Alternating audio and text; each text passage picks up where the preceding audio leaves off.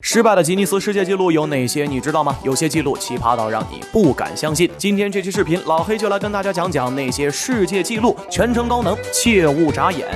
撞钢化玻璃。2011年，一位叫做鲁尼的新西兰小伙来到中国挑战世界纪录。在此之前，他已经成功获得了连续撞碎最多钢化玻璃的世界纪录。为了再次打破自己的纪录，鲁尼参加了一档叫做《吉尼斯中国之夜》的节目。在节目中，他要撞碎15块中国钢化玻璃。到了挑战的那一天，鲁尼身着黑衣，戴着黑头盔，全副武装，准备应战。挑战开始后，鲁尼用尽全身力气朝玻璃撞去。不出意外的话，意外发生了。鲁尼撞上的钢化玻璃，别说碎了，可以说是毫无反应。费老大劲，好不容易撞碎第一块，到了第二块的时候，不管鲁尼怎么使劲都撞不碎。就这样，挑战失败了。有人说还是咱们中国钢化玻璃质量好，但鲁尼在事后采访时说，节目组使诈，用了更厚的玻璃。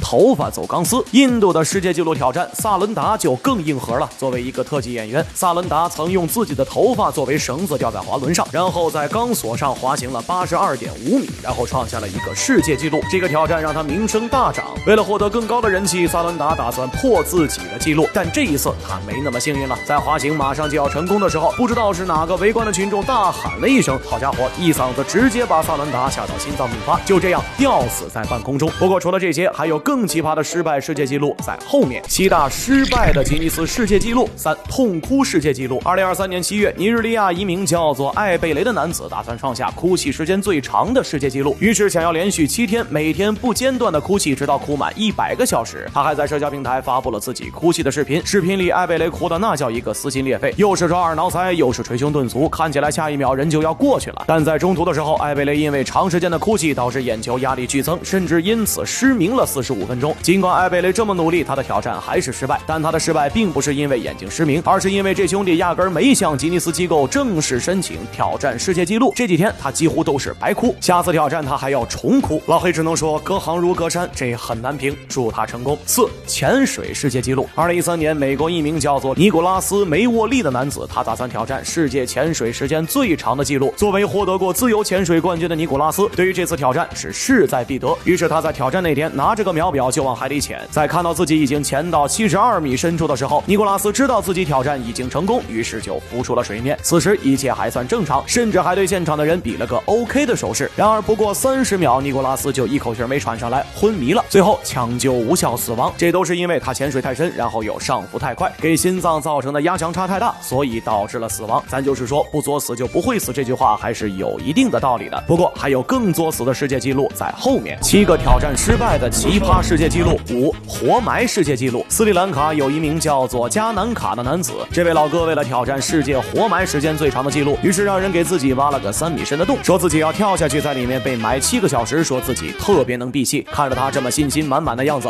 周围的人也放心把他给埋了下去。然而等到群众们按照要求7小时后把加南卡挖出来后，发现他人已经凉透了。6. 年纪最小的飞机驾驶员。1996年，美国一位叫做杰西卡的7岁小女孩，年纪轻轻就掌握了开飞机这项技能，但也仅限于近距离飞。但要知道，年纪小的飞行员可并不常见，所以杰西卡的家人不打算放过这个机会，让杰西卡挑战年纪最小但飞行时间最长、距离也最长的世界纪录。虽然全程有教练和他的父亲陪着，但是驾驶过程全部由杰西卡一人经手，从起飞到升空都很顺利。但是在飞到大西洋上空的时候，杰西卡撞上了一团黑云，导致无法控制飞机，最后3人都坠亡在大西洋海里。